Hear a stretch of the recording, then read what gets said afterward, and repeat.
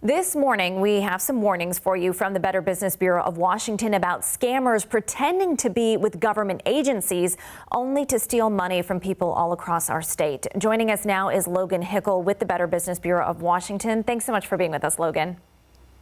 Not a problem. Thanks for having me on. Of course. Logan, how prevalent are government imposter scams?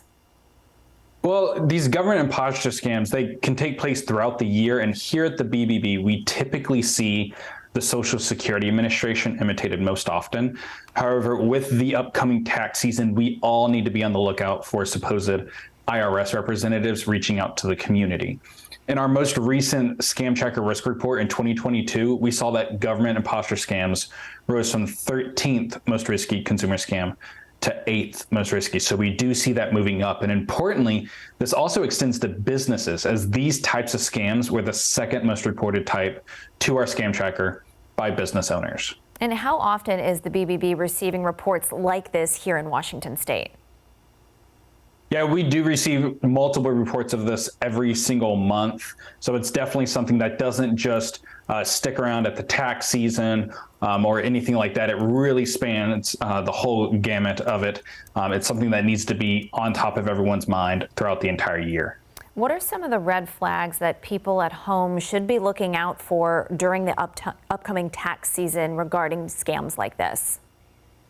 Yeah, well, first of all, important for this time of year, the IRS will first reach out to you via mail. They will send you a letter in the mail before picking up the phone and calling you. So if someone calls you and says that they're a representative of the IRS and that you owe money, you should be really, really cautious. Feel free to just get their contact information and end the call.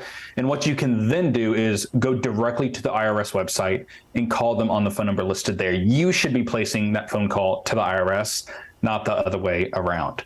You should also look to file your taxes as soon as possible, as most of the people falling victim to the scam, they just don't know that it's occurring until they file their taxes and the IRS tells them that it's a duplicate return. So you need to get it in early. And as a business owner, like we said, this affects businesses as well.